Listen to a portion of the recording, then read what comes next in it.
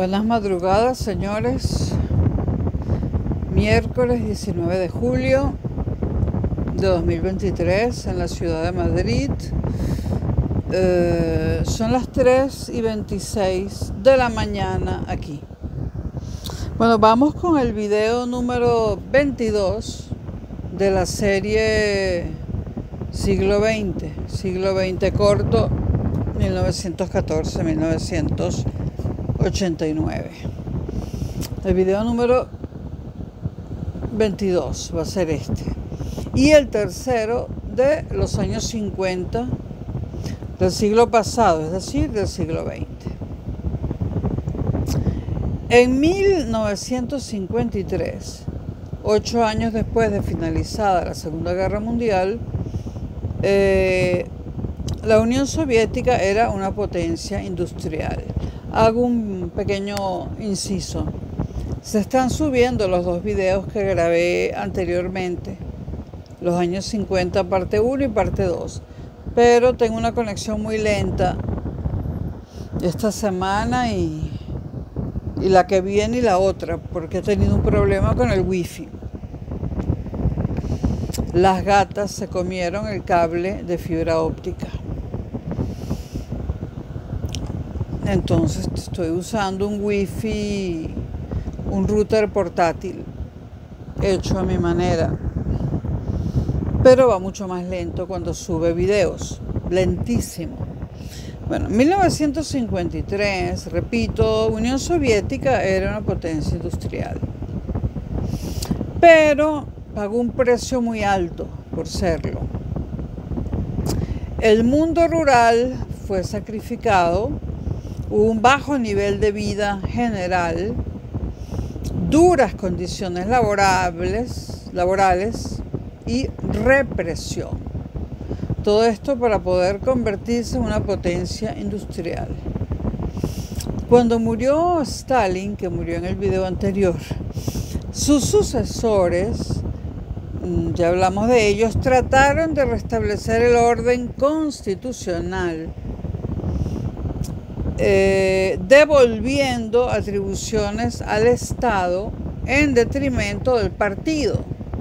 Stalin había hecho lo contrario, había tomado atribuciones del Estado y se las había dado al partido, ¿no?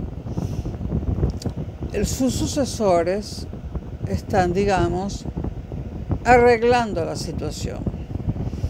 Malenkov, presidente, para ello, ya dije, diseñaron un gobierno colegiado con 3 líderes, entre ellos Khrushchev, que pasará a ser el próximo presidente de la Unión Soviética 2 años después. Entonces, Malenkov, dentro de este gobierno colegiado, era el presidente del Consejo de Ministros. Son 4 vicepresidentes, de los cuales Beria era el hombre fuerte. Beria era el jefe de la temible policía política soviética desde tiempos de Stalin. El problema de la sucesión no se terminó de resolver sino hasta 1955, 2 años después, cuando Nikita Khrushchev, que había venido desempeñando las funciones de secretario general del Partido Único, se hizo con el poder.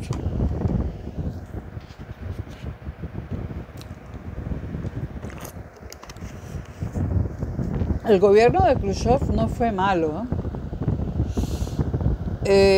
o no fue tan malo.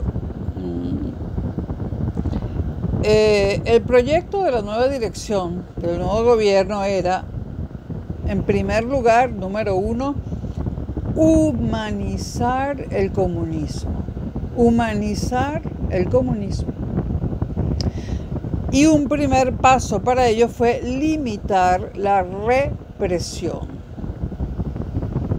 Esta línea reformista promovida por Malenkov se confirmó tras la eliminación de Beria, el jefe de la policía política, y las revueltas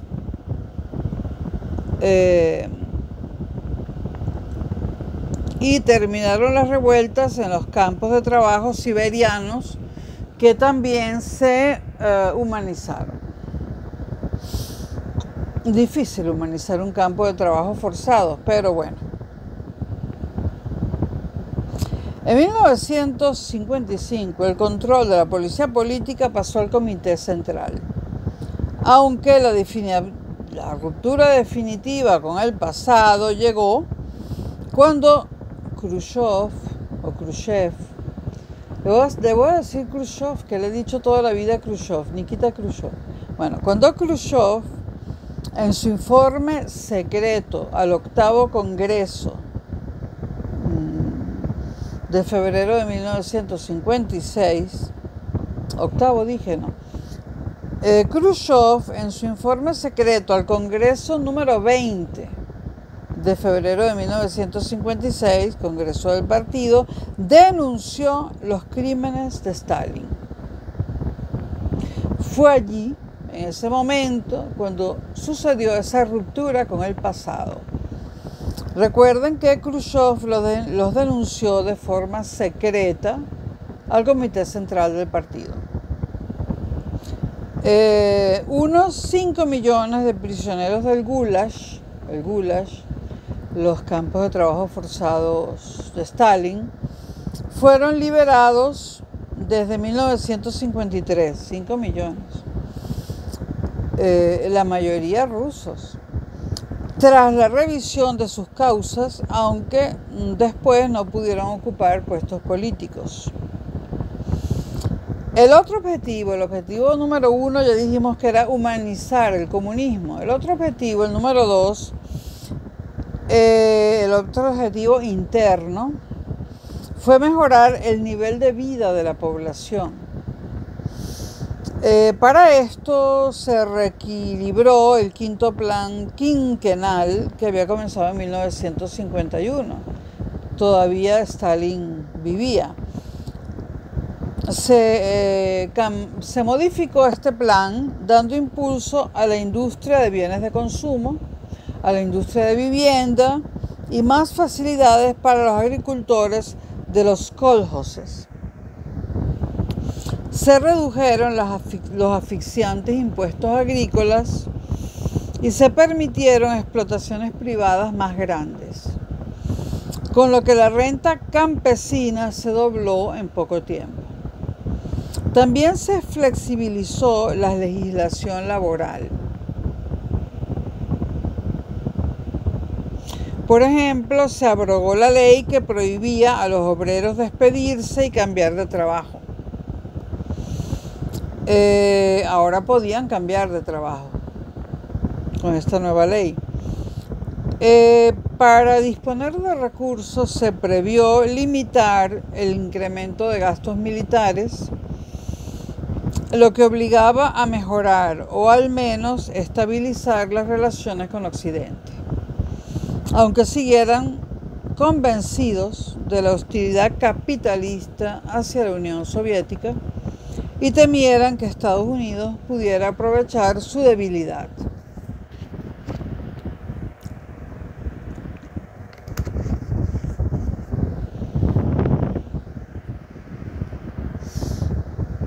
El otro objetivo interno fue mejorar el nivel de vida, ya lo dije, ¿no?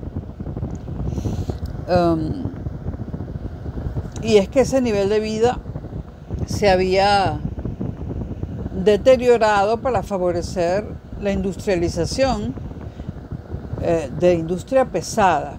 No se estaban produciendo bienes de consumo ni agricultura, por lo tanto eso trajo un bajísimo nivel de vida y hambrunas. Desde 1956, Khrushchev, una vez que se deshizo de sus adversarios, incluidos Malenkov y Molotov, bueno, me río porque en estos sistemas políticos siempre suceden estas cosas, ¿no? Tienes que hacer de alguna manera que desaparezcan tus tus adversarios, ¿no? Y no siempre se hace de la mejor manera posible. Aunque no recuerdo cómo desaparecieron a Malenkov, y lo de Molotov es una anécdota muy graciosa. En Molotov se creía muy inteligente y terminó siendo muy tonto, por eso las bombas estas caseras se le llama bombas Molotov. Bueno, Khrushchev se deshace de los adversarios en 1956, de Malenkov y Molotov, y asume el cargo de comandante en jefe de la Unión Soviética y de sus Fuerzas Armadas. Profundiza las reformas iniciadas en los años anteriores. No obstante, nunca prescindió de un cierto culto a la personalidad, ni rompió con la visión ortodoxa acerca del antagonismo básico entre comunismo y capitalismo, es decir, un antagonismo insuperable para Khrushchev. Así como tampoco rompió con ese pensamiento de la superioridad del comunismo sobre el capitalismo para darle una mejor calidad de vida a las masas trabajadoras. Él siguió creyendo, y Khrushchev, ya lo dije en el video anterior, Khrushchev fue un hombre que creía profundamente que el comunismo podía hacer que la vida de la gente fuera mejor que en el capitalismo. Tan es así que Khrushchev y la Unión Soviética, o la Unión Soviética de Khrushchev, terminaría siendo el referente ideológico del tercer mundo. Hablamos de África, América Latina, cercano y Medio Oriente, ¿no? Khrushchev o Khrushchev, no me decido, alcanzó su máximo poder entre 1958 y 1960, con elevadas cuotas de popularidad por las ventajas para la población soviética de sus cambios económicos y sus reformas sociales. Incluso permitió una mayor libertad cultural con muchas limitaciones, hay que decirlo, ¿no? Por ejemplo, en 1956 prohibió la publicación del Doctor Zhivago, la novela de Pasternak, de la cual se han hecho varias versiones cinematográficas. La última de ellas, la música es cantada por Lara Fabián, que yo adoro a Lara Fabián. Hubo una cierta democratización de la educación superior y rotación de los cuadros del partido para que no se monopolizara el poder. Al final de la década, el rápido ascenso del nivel de vida, que había empezado en 1953, se estancó. El programa agrícola de poner en explotación tierras vírgenes no dio resultado y tuvo que tomar medidas para frenar el desarrollo de las explotaciones agrícolas privadas, lo que provocó escasez de algunos productos.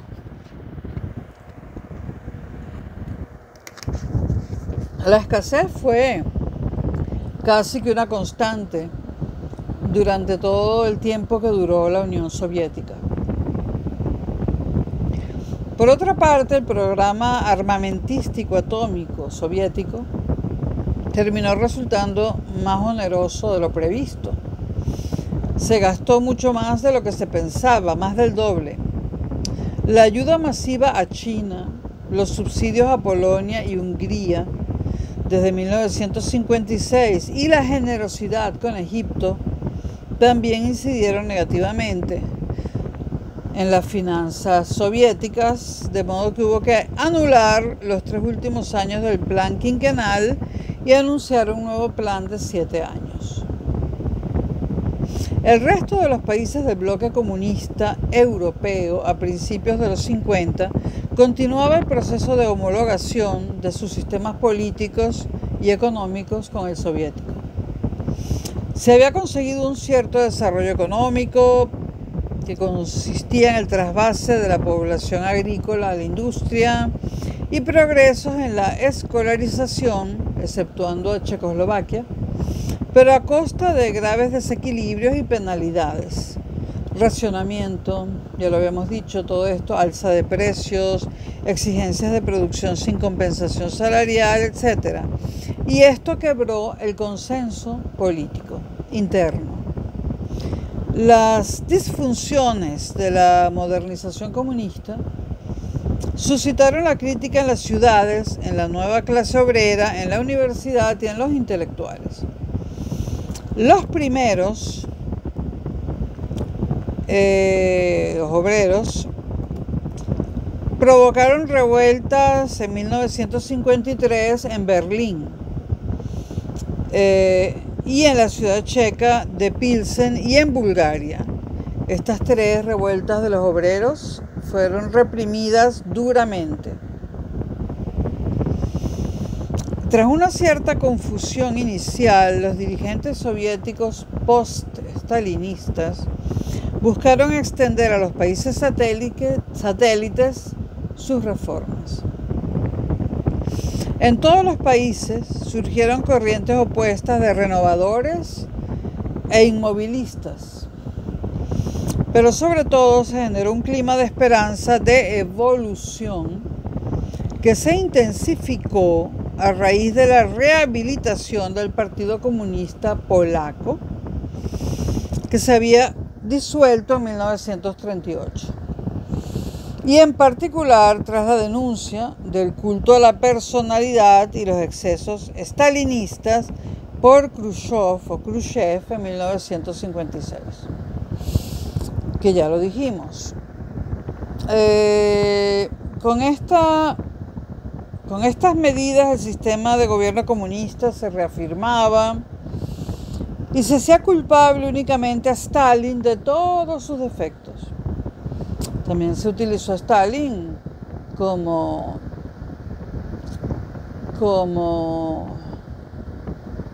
ahora olvido como chivo expiatorio, ¿no? Aunque Stalin fue horrible, ¿no? Se culpó a Stalin de todos los defectos del sistema y se consideró que había sido una desviación monstruosa del socialismo que acabó con la muerte de Stalin. Es decir, se hizo pensar a la gente que el comunismo no era Stalin, eso había sido una perversión, una mutación.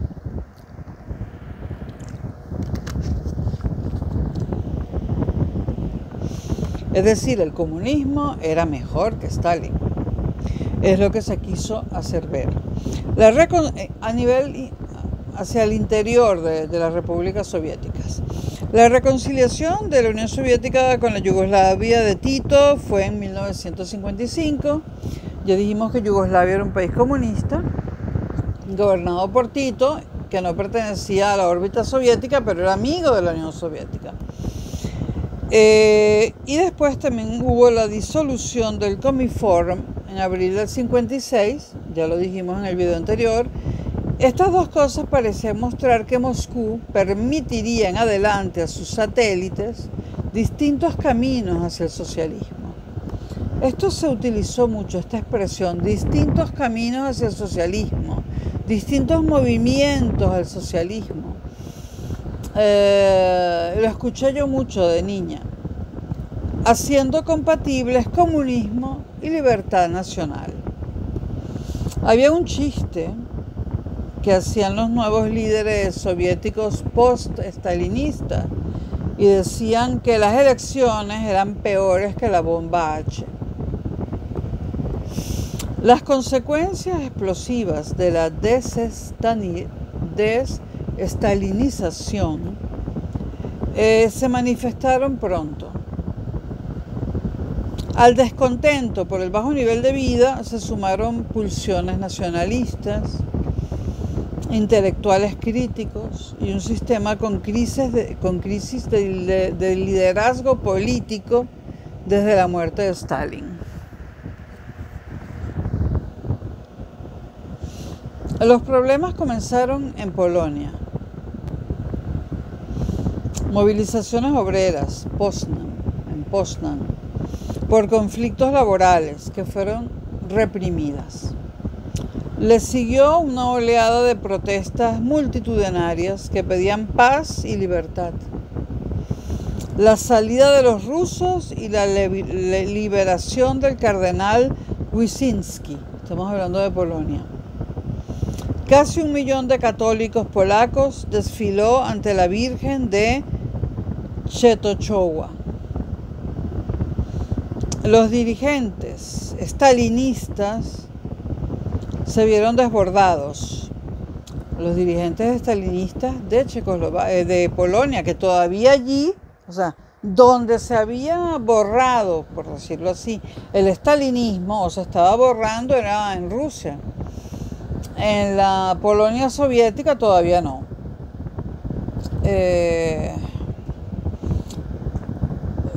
Por lo tanto, los dirigentes stalinistas de Polonia se vieron desbordados y para contener el descontento popular fue rehabilitado Władysław Gomułka, un prestigioso líder comunista disidente, en la cárcel entre 1951 y 1954, que pronto inició un programa reformista, mayor tolerancia en materia religiosa y cultural, más reformas económicas y sobre todo el definitivo freno a la colectivización agraria.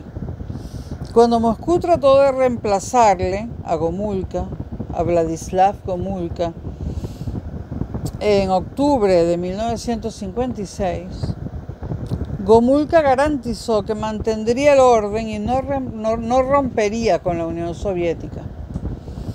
Khrushchev, ante la alternativa de una llamada a la resistencia popular, cedió y no ordenó la intervención militar soviética prevista.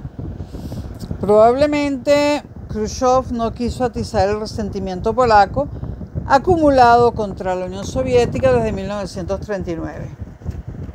Esto se vio en los videos anteriores.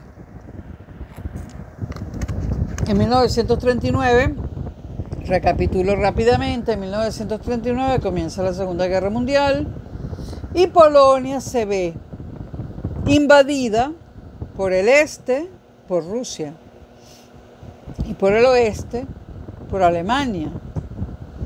Y todavía Polonia, en 1955, recordaba las penurias y los desastres que la Unión Soviética habían causado en Polonia durante la Segunda Guerra Mundial y después de la guerra también.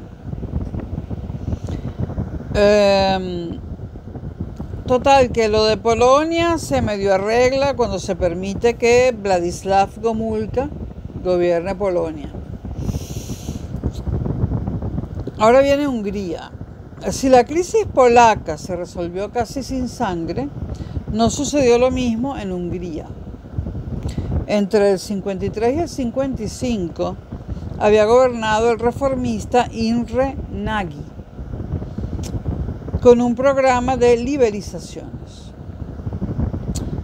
Fue vetado por Moscú y relevado primero por el stalinista Matías Rákosi y finalmente por el prosoviético Erno Gero, ambos sin legitimidad política en comparación con Nagy, que fue vetado por Moscú. La situación se complicó desde octubre del 56, estamos hablando de Hungría, a raíz de una conmemoración histórica que derivó en actos de homenaje a László Rajk y otras víctimas de las purgas stalinistas. Con el aliciente de lo que sucedía en Polonia, comenzaron las manifestaciones de estudiantes organizados al margen del Partido Único, con un programa de reformas económicas y liberalización política, incluida la restauración de Nagy.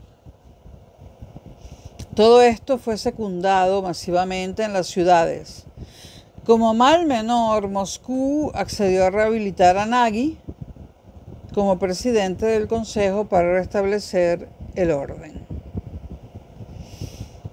Pero las protestas, y seguimos con Hungría, adquirieron el carácter de insurrección.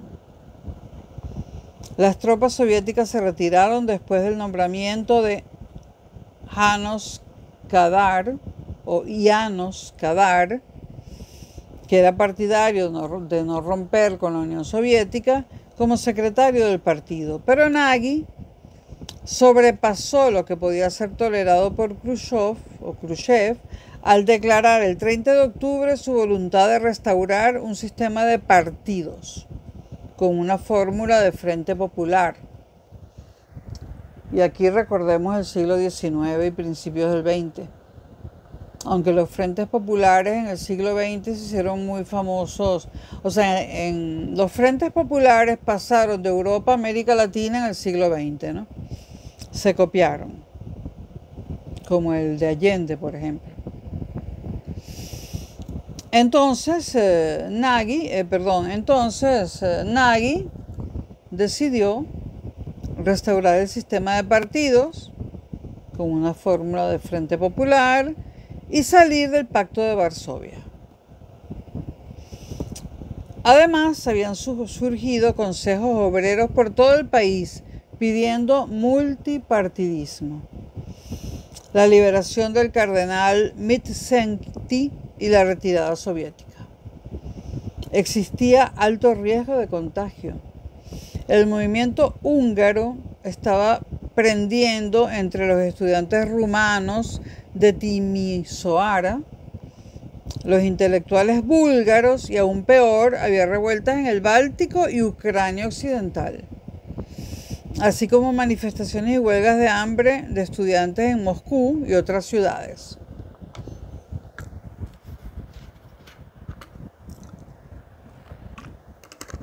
Esto como acompañamiento, digamos, a las audacias, de Nagy en Hungría. Khrushchev tenía encima además a los sectores duros del partido y a la burocracia nada proclives a la distensión.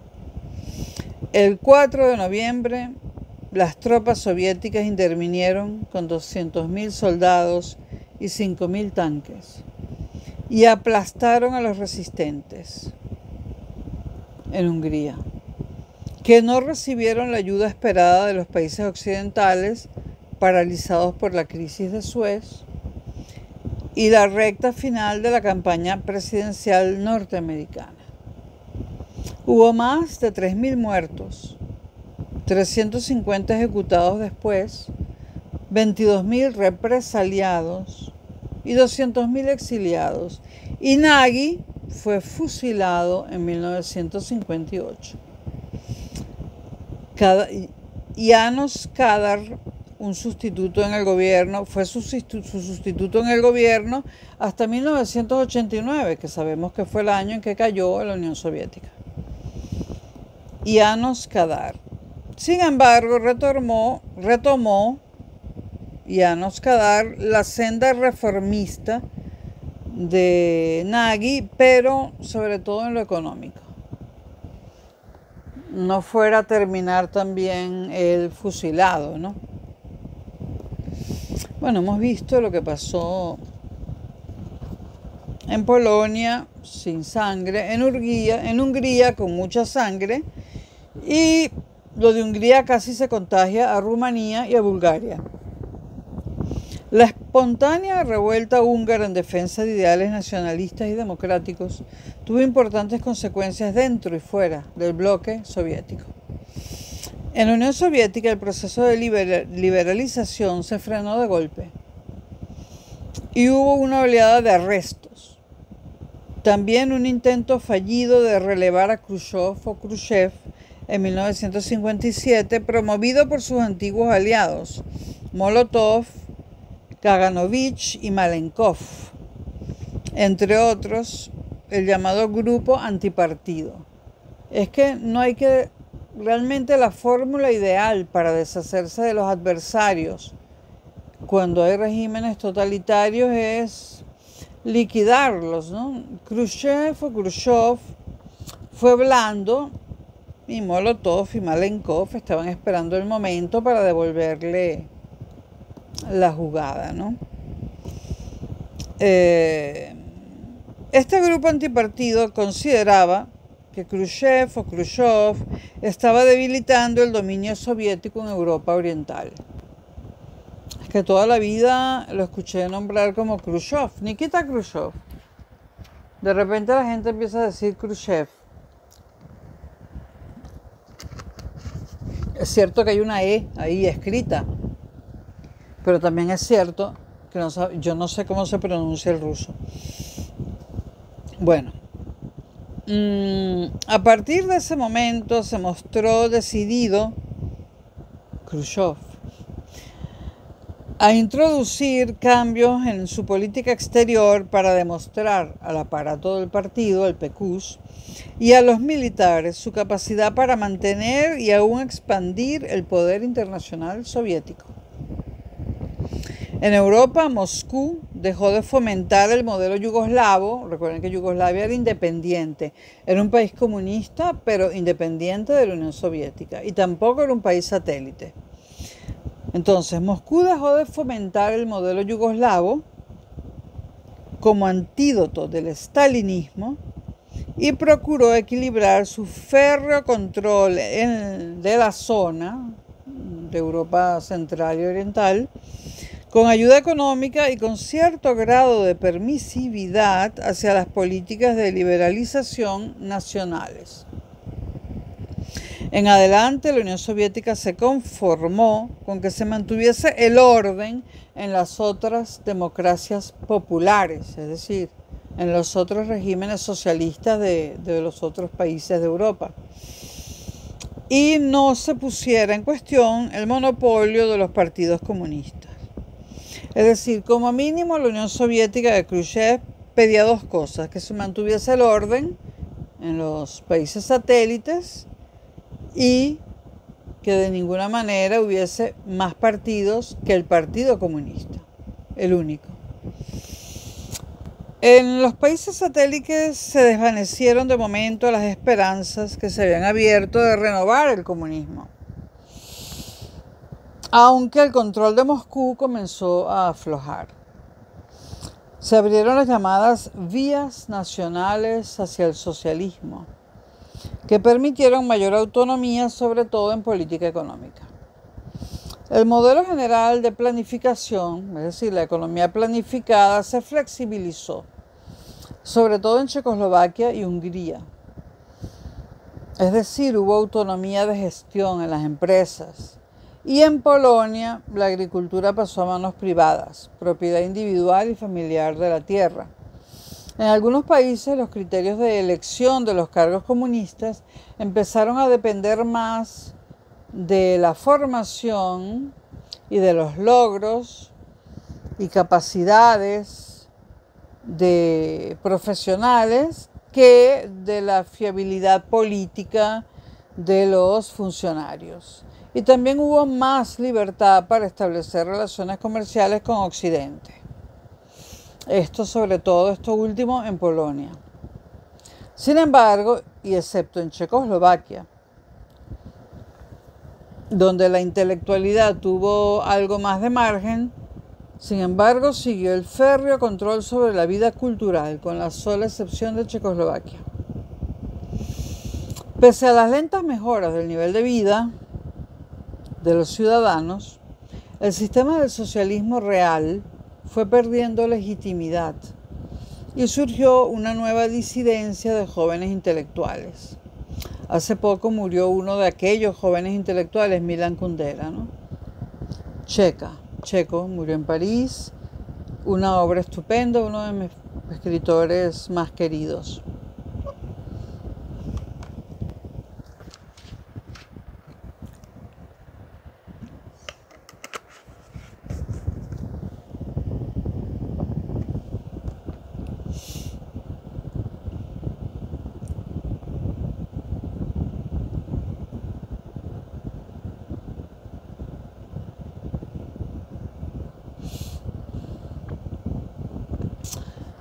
Por otra parte, Yugoslavia, ya dijimos que Yugoslavia estaba bajo un régimen comunista, pero el régimen comunista de Tito, pero no era un satélite soviético. Yugoslavia volvió a enfriar sus relaciones con la Unión Soviética y optó por atenerse a una orientación autónoma, no alineada, y acercarse a Occidente. Mantuvo su modelo económico, abandono de la colectivización del campo y autogestión de las fábricas a partir de consejos obreros a los que confiaba la propiedad de las mismas. Occidente también defraudó. Cuando digo defraudó, me refiero a esa esperanza que comenzó en 1953 de que se podía vivir en un mundo más pacífico y con menos sustos, que las dos potencias, Estados Unidos y la Unión Soviética, podían convivir de una forma más distendida y menos violenta, ¿no? Por un lado, decepcionó a la Unión Soviética, a pesar de que Khrushchev tuvo muchas iniciativas, pero no todo le salió como él quería, ¿no? Y Occidente también defraudó. En el 56 quedó claro que Estados Unidos no intervendría para liberar a la Europa del Este. Una cosa era la propaganda y las acciones secretas y otra utilizar la guerra para conseguirlo. Comienza a funcionar una especie de pacto tácito entre las superpotencias que deja a cada una libertad para poner orden en su zona de influencia. En lo que se refiere a Europa, la Unión Soviética ponía orden en sus países satélites de la Europa Oriental y Central, y Estados Unidos vigilaba el orden en los países de la Europa Occidental.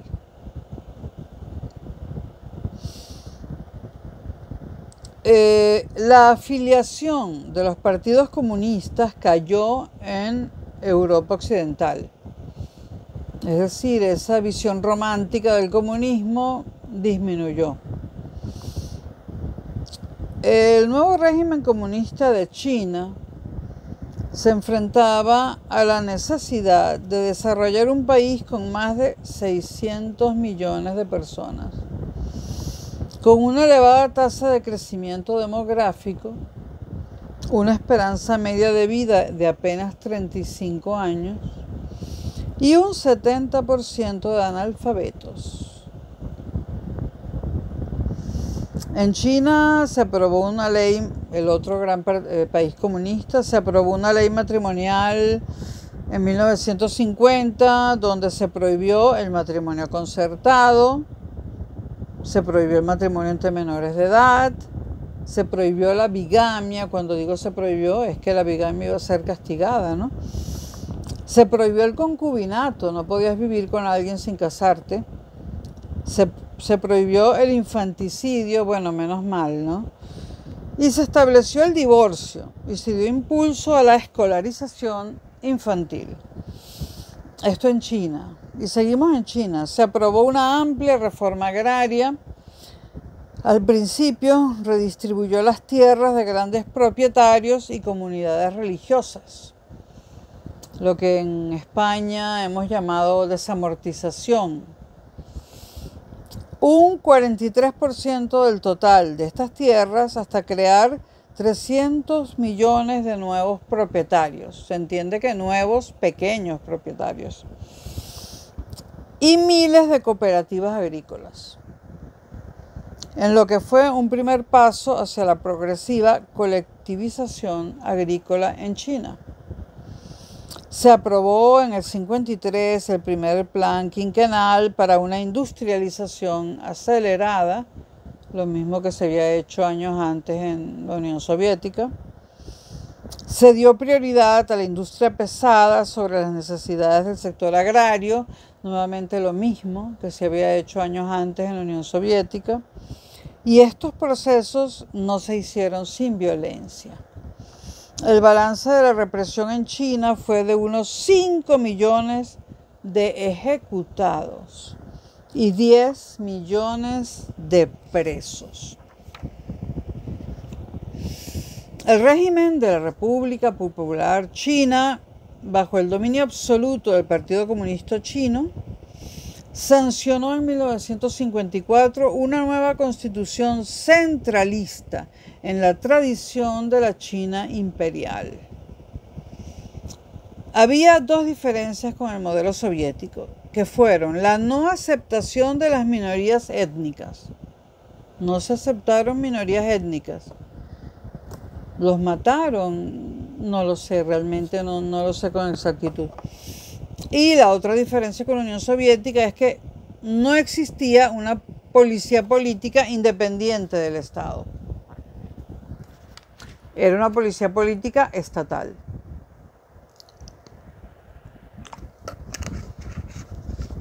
¿Lo sigue siendo? No lo sé, la verdad.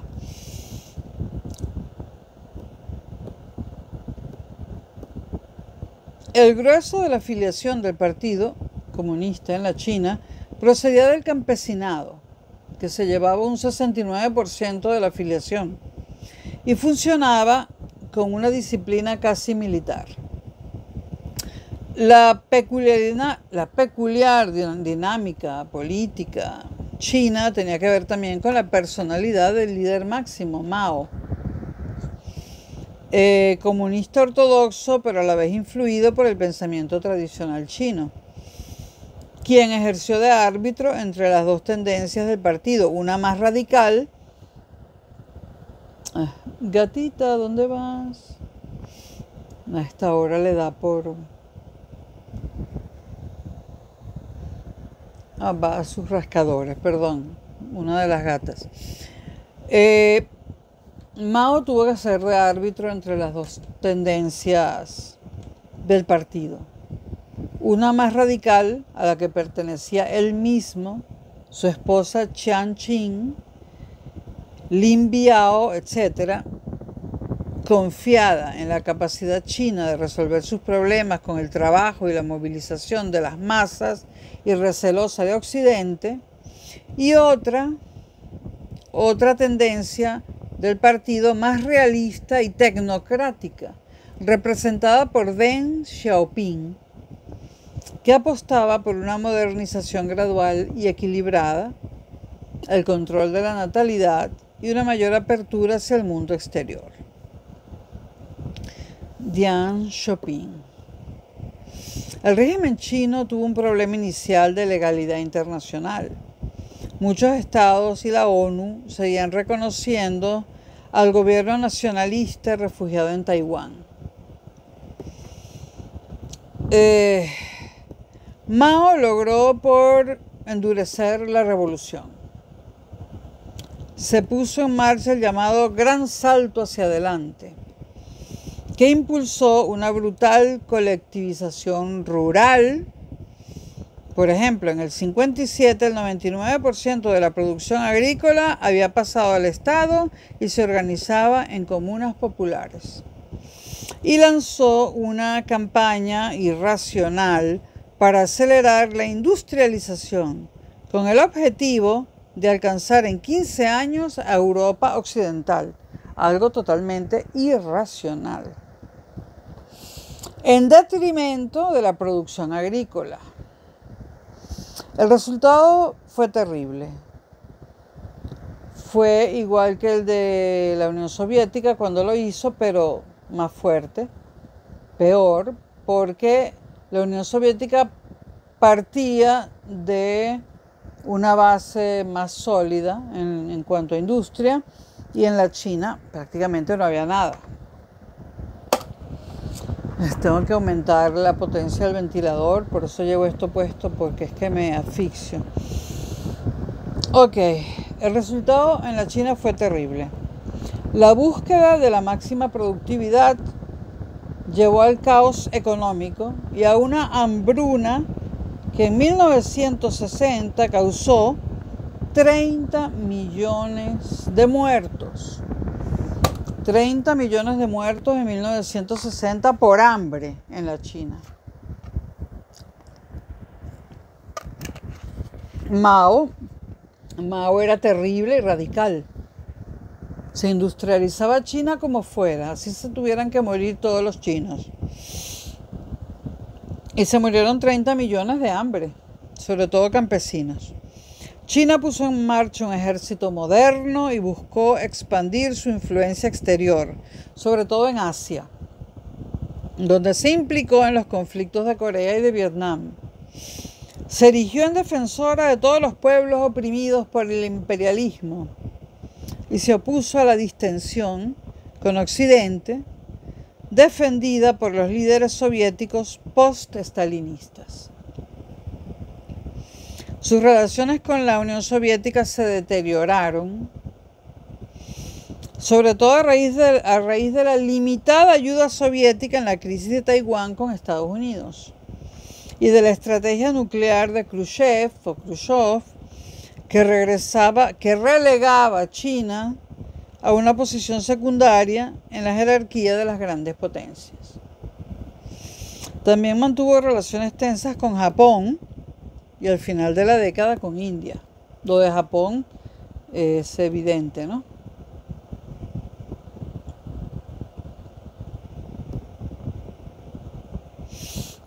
Lo voy a dejar hasta aquí por ahora, con lo sucedido en Polonia, Hungría, Checoslovaquia, Yugoslavia, China. Y seguimos. Este es el tercer video de los años 50 del siglo XX y vienen más. Nos vemos ahorita mismo.